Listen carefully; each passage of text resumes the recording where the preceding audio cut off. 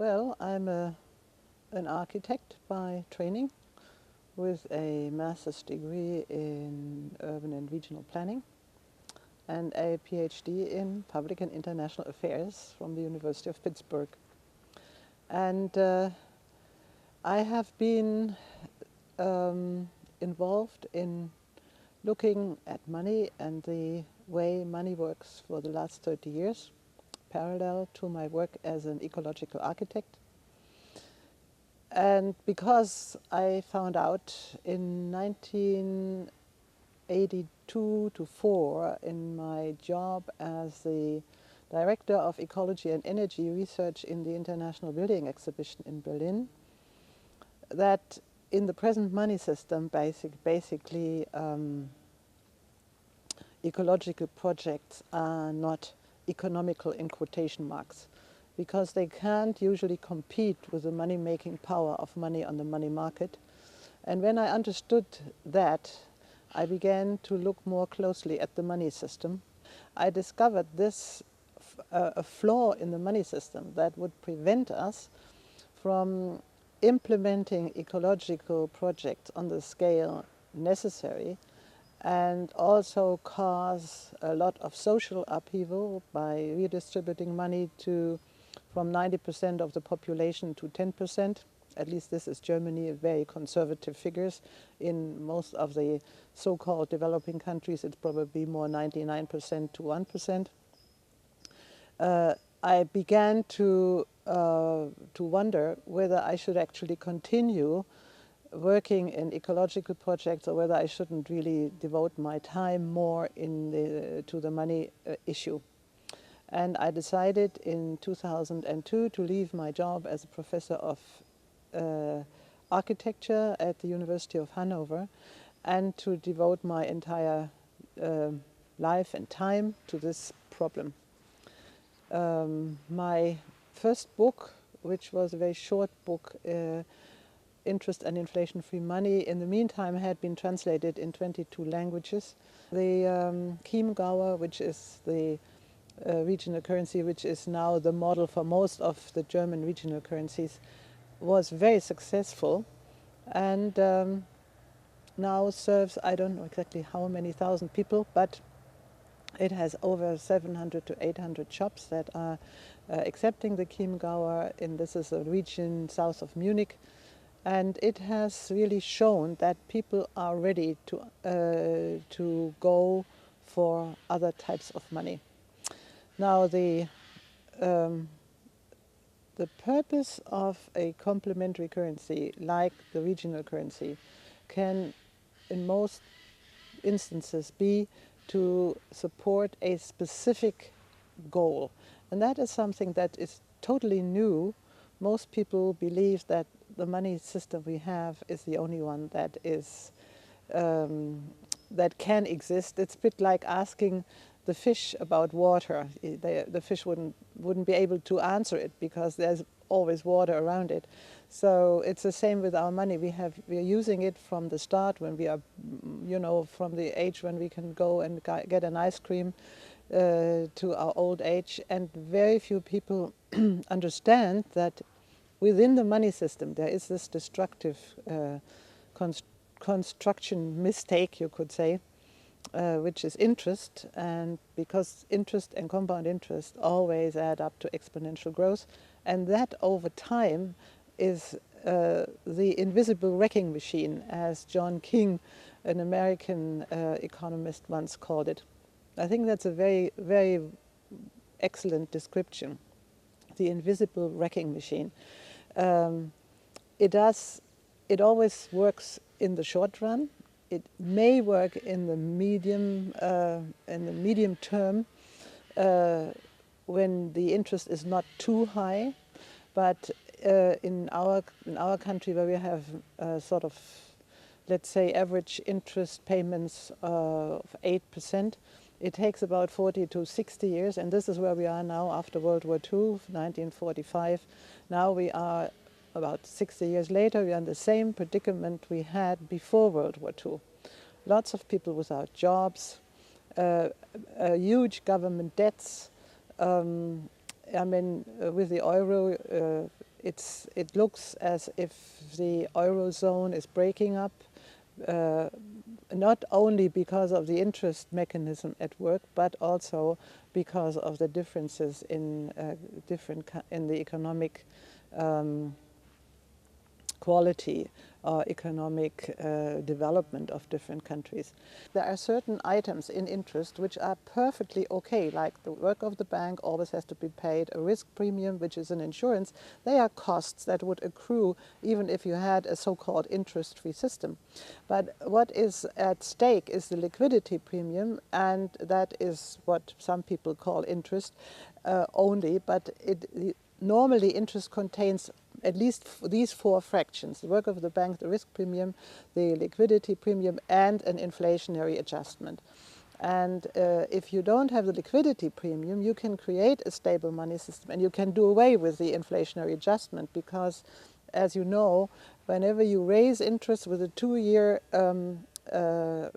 distance, a 2-year afterwards, the inflation goes up or goes down if interest goes down. So interest actually sets the standard for inflation, not the other way around. Most people think because there is inflation they also need at least interest. So it's if you could do away with the liquidity premium and the inflationary adjustment, your loans would become like a third. I mean, but between 2 and 3% at the most for loans. And that again would take all these costs out of the production, and it would in Germany you could say normal people with a 30,000 euro income per year would pay 12,000 less for interest in all the prices. This is the big problem, that very few people understand, that they only think that they pay interest when they borrow money in the bank. What they don't see is that there's an interest share in every price they pay, and which is quite obvious, because the person who produces the good or the service has to put into the price the interest they pay to the bank in order to do that. So on average, you pay in Germany 40% interest in all the prices. So you could either be almost twice as rich, or you could work part of the time only if you had no interest in the prices. And this is what I think is interesting in the whole discussion about money and interest, is that take out the interest, you get a much better deal for 90% of the people, who in fact don't understand that they're getting poorer all the time because of the interest payments, and that they get about half as much on average back in interest from their savings and from their life insurances as they pay through the prices. And then the last problem with interest is that it puts, because of the exponential growth with interest and compound interest, it puts an enormous growth pressure onto the economy, because you do not invest unless you get at least the interest back. So the interest sets the basic standard for any calculation in the, I don't forget the Kapitalwert method. This is a method to calculate whether an investment is economical or not. And the interest and compound interest the formula by which you work this out contains interest and compound interest, obviously. So this is the sort of empowering the invisible wrecking machine to always redistribute money from 90% of the people to 10%, and to make the economy grow at any price at all. So you can either choose between having a social or an environmental collapse. You can and at the moment this is basically the choice we have. Do we choose the environmental collapse? This is basically our choice most of the time, because this is what our children and the children of our children will have to pay, and not the people today. And all the politicians, this is a problem with our 4-year election terms, all of our politicians know that if they would really tell the truth, they would be out of office tomorrow. For instance, if our finance minister says we want to reduce the government debt, which is which in all industrialized countries cannot be paid back. And most people know that. So they always promise to reduce the government debt. Now in Germany, since the inception of Germany, since the German Bundesrepublik came into being, every finance minister has promised to reduce the debt. None of them have really done it or have been able to do it. Because the other thing they would have to say, because this is only half of the truth, they would have to say we also have to reduce the assets, the monetary assets, because every debt, every part of the debt is being covered on the negative side by an asset that somebody holds. And that is so, if you only talk about reducing the debt, you're only telling people half the truth. And this is what we are facing all the way through the money system. We are facing half-truths, we are facing nebulous terms, like, for instance, the banks will tell you, let your money work for you. Well, has anybody ever seen money work? Money cannot work, it's only people and machines. Money can only be redistributed, and that's one of those fallacies that people are getting hooked on. I let my money work for me, so I don't have to work anymore. It doesn't work that way. Let me ask you, how do you compare this interest with profit? What's the difference between these two? Okay, what's the difference between interest and profit? Very simply, a profit, for instance, if you have a profit by building a house or making some clothes or food or whatever, there always is an upper limit. You see, the difference is there's exponential growth in the money system, which is the J curve, and there is, in nature, there's only a growth that stops at an optimal level. All of our bodies, trees, animals, everything in nature stops at an optimal level. And that would be achieved if we would reduce the interest, if we could do away with interest, and introduce a money system that would just be a mechanism for exchange of goods and services and not a means of speculation. Because once you have enough houses, you stop at an optimal level. I mean, it would enable the economy to stop growing at an optimal level, and that's what we need. How would you stop a house builder? You don't have to stop it. If there are enough houses for everybody, they won't be sold anymore. You know, if there will be enough shoes, enough clothes, enough everything, and we had, in order to service this exponential growth system, for instance, I once learned that if you produce stockings, you have a special work part before the stockings get sold, where they introduce a mistake, a fault in the socks, so that they get holes. So within a short time you have to buy new socks. And this is the same with refrigerators. This is the same with a lot of products that are produced in the economy. We could have products, first of all, that would be produced forever. I mean, we could have cars and all this, and that could use a lot less energy and all this sort of thing, if we didn't have to follow the exponential growth in the money system, if we didn't have that growth pressure on us that is being produced through the money system. I'm sure. Do you think there's a future for capitalism? I think there is a future for the free market. I still think that the only mechanism which is going to help us find the right price for a product is the free market. But what we have right now is a market that is governed by monopolies, and even we have a special institution that would prevent monopolies from happening, Kartellamt called Kartellamt. They don't manage to do that. There's all the time there are scandals about mainly about energy firms that produce electricity and so on. I really believe in the free market system being the most efficient way of allowing the right price to surface. What we now have is not a free market, mainly not in the money system. We have a monopoly of central banks. We don't have competing currencies. We don't have currencies without interest. So we have a few examples, however, that show that interest-free money can be very successful. Like, for instance, in Switzerland, we have a system called WIR, which comes from Wirtschaftsring, which was established in 1934, when we had the same problems we have today, just after Hitler came into power. And there, the people who, the businessmen, the small and medium-sized businessmen, got together and said, if we don't get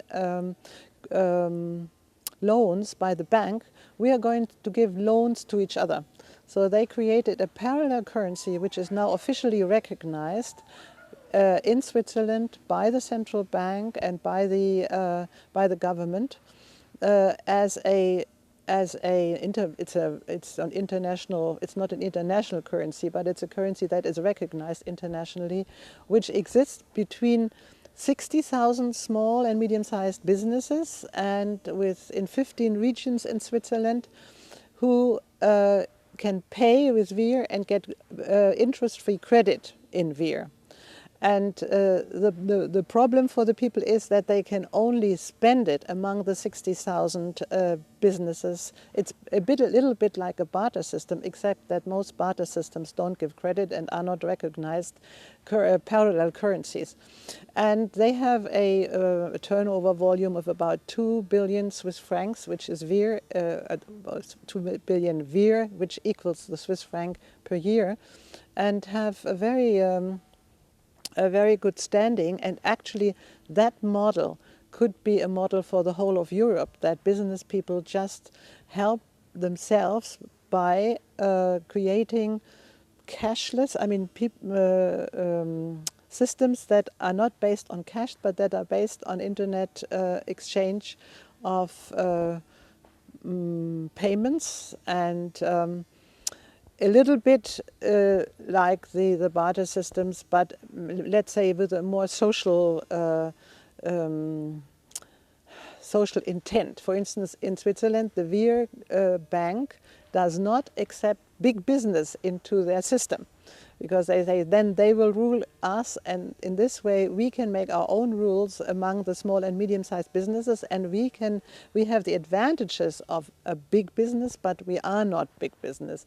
And so, for instance, in Switzerland, you can almost pay in any restaurant with a WIR credit card, and they have a credit card which at the same time has the Swiss franc and the WIR on it. So the payment, so it's technically very easy to do. And this is being now tried out in various places in England. In the Brixton pound, you can now use that regional currency and pay with your handy. With the new technology, everybody has a handy, so it can be a very easy way of transferring payments, and by using these systems more and more, we can reduce the use of the traditional national currencies and replace it by currencies that serve particular purposes. That's one of the big differences, and currencies that everybody profits from. Because at the moment we have a system where only 10% profit from the system itself, and when we have systems that are doing away with the interest, we can design them in such a way that everybody who uses them profits from it. Well, let me ask though, of the capitalists or the people who are getting rich from the system today, every fiber of their body is oriented to making profit, to earning more money. How do you predict that we can convince them to be willing to give up this profit? Why would they be willing to stop? Well, I have talked to quite a few people in this category of 10%, and I can tell you that I think 99% of the last 10%, if they had a choice between further profit from the present system and knowing that it will break down sooner or later, you just don't know when, and a system that is stable and where they would not gain more, but they would be able to keep what they have, they would always prefer to keep what they have, because they usually have much more than they actually need. I know very few people who would not prefer a stable system where they don't profit anymore from a growing system where they don't know when it breaks down. And today I got a very good information. There is a so-called good bank in Germany which has all the banking services. They have a absolute transparency on the internet of all the projects, everything they do. It's all in terms of it's ecologically sound, it's socially sound, etc. They have a growth since 2008. They have a growth of about 2,000 additional clients per month. So this is quite a bit. So it really shows that people who think about their money and what their money does, whether it is in line with their own priorities and so on, they now go to these banks. And we have 4 of them in Germany, but this bank I talked to today is by far the biggest. Can you say the name? Yeah, the GLS Bank. It's an anthroposophic bank which exists for quite a while, and they now are opening stores in every bigger city. They're just opening one in Frankfurt. They're already in Berlin, in Munich, and in Bochum, and other places. And there are other banks who are slowly growing too. There's an Umweltbank, an environmental bank, which has only 70,000, I think, clients right now. And there are two smaller good banks, as we call them, and but they all have a growth of a number of clients and their turnover. Okay, well, if I go into history, I really have to also say that all the great religious leaders of all times have forbidden interest. And in Europe, for instance, Germany, there was a time when the people who had the right to coin the money, when they were not allowed to ask for interest. But so what they did is they created a money that had to be reminted every 3 to 4 years. And everybody had to bring the money to the mint sovereign and to get new money instead of the old money, and they usually lost something between 20 and 40% in the process. And that was at the same time a way to collect taxes. But this was the time between 900 and 1500 when all the big cathedrals in Germany or in Europe were built. That was a time when there were hardly any wars. This is why it hardly appears in our history books. And this was a time when we had incredible artistic knowledge, because if people cannot invest in money and get more out of money, they look for the nearest thing to money, something that either keeps its value or that even gets more valuable in the course of time, like works of art. They had beautifully furnished houses and so on.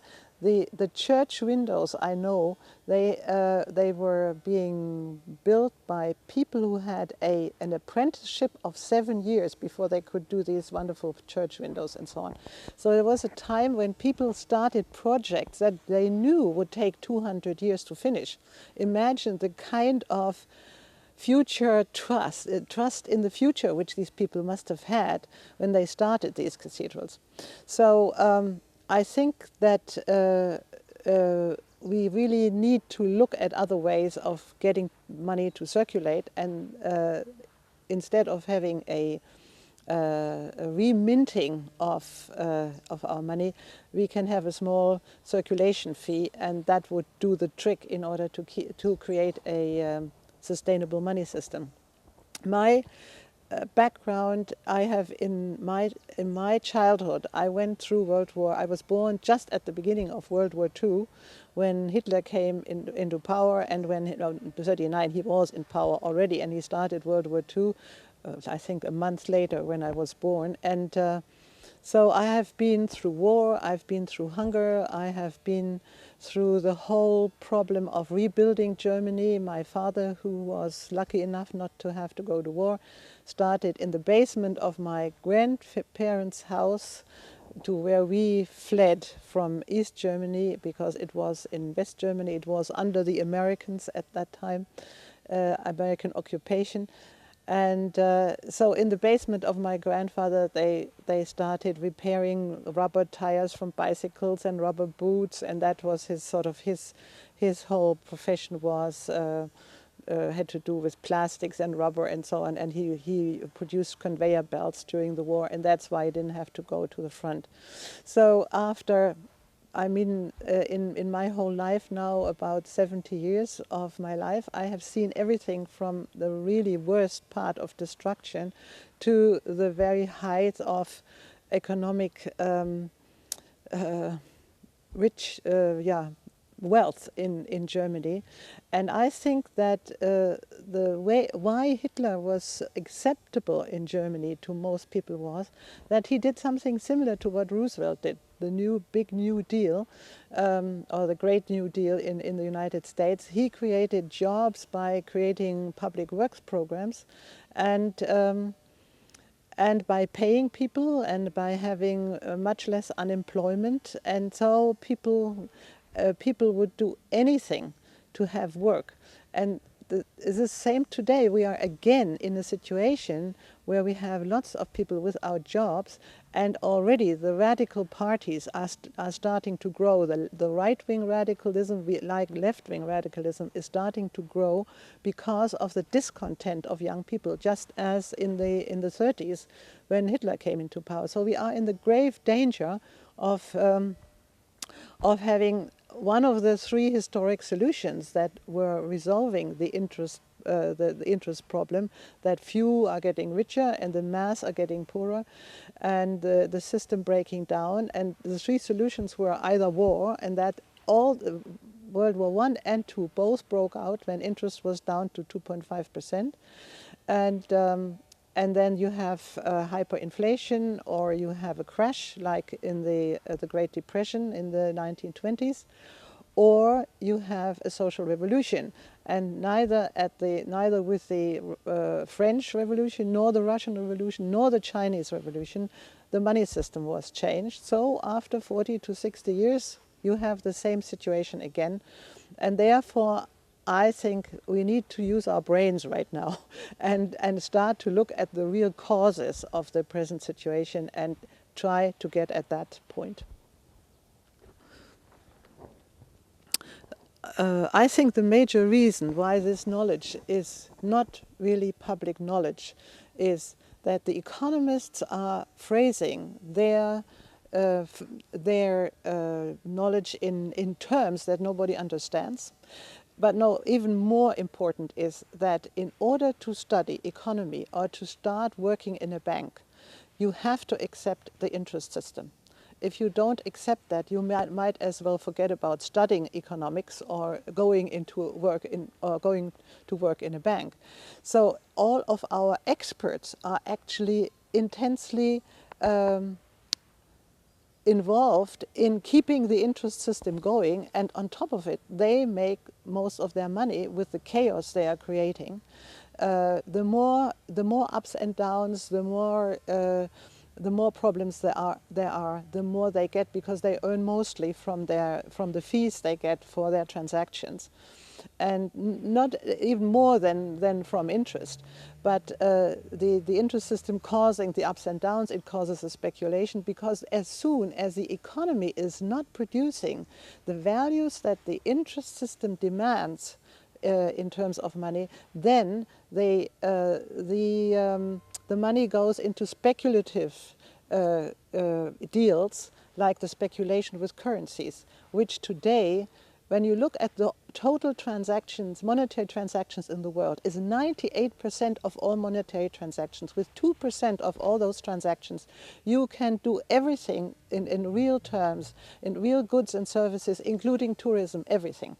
So my goal was, for the last 30 years, to bring the knowledge about this flaw in the money system and what it does to us and the world to the normal people, to the 90% who pay in the system, because I think they are the only ones who are going to change it.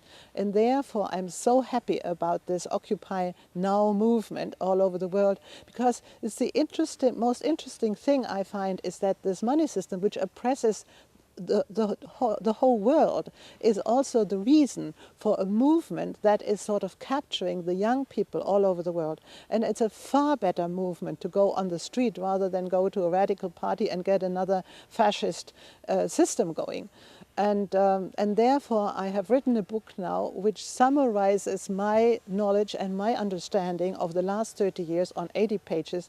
And I have spent hours translating the right word, which would not be understandable for most people, into a sentence that everybody would understand.